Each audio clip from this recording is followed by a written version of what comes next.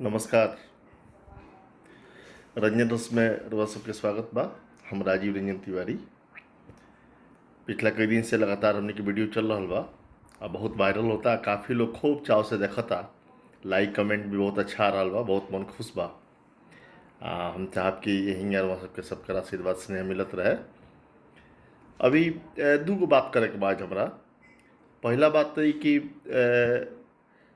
Nobel पुरस्कार विजेता अभिजीत बनर्जी के आज राहुल गांधी जी से बात भइल ह।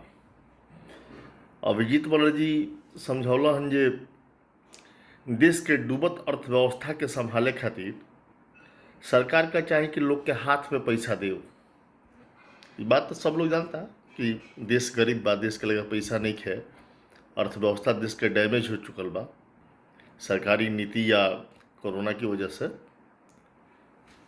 लोन माफ करे, ये दू गो बात अभिजीत बनर्जी कहला हन, ये पर फोकस कैला हन। अब सवाल ये बा जी सरकार मानी तब ना। सरकार तो अपना मन से काम करेले। सरकार का केहू से कोनो मतलब तो बा ना।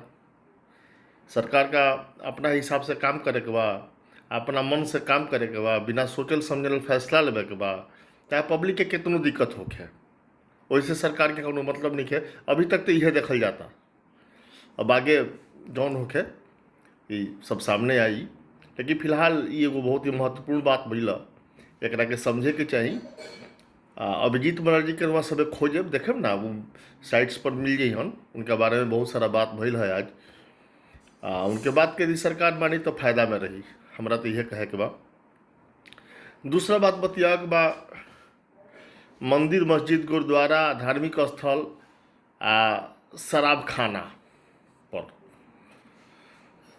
पिछला करीब 1.5 महीना से कोरोना खातिर मंदिर मस्जिद गुरुद्वारा सब जितना धार्मिक स्थल बड़ी से सब बंद हो गई बड़ी सन। सरकार ओकरा कड़ाई से बंद करा दिले बिया।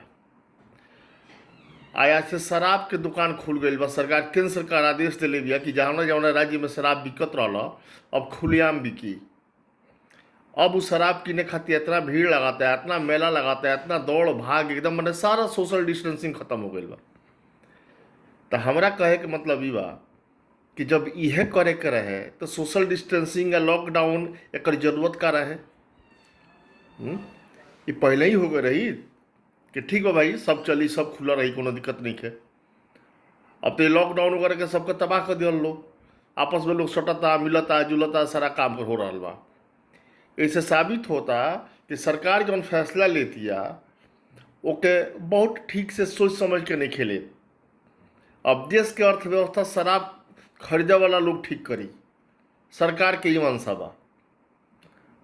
अभी रुआ सब सोची कि सरकार कौना हिसाब से अपन व्यवस्था बनावतिया, का सोचतिया, कौना का देश चली या कौना का राज काज चली, एक बारे में विचार कैला के काम बा। बहुत बढ़िया से सोचला समझला की जरूरत बा। चली बहुत बढ़िया बा। फिर हमनी के काल भेंट हुई। बहुत बहुत धन्यवाद। हम ये कहब कि हमारा चैनल के लाइक शेयर और सब्सक्राइब अधिक से अधिक करी सब है। धन्यवाद, नमस्कार।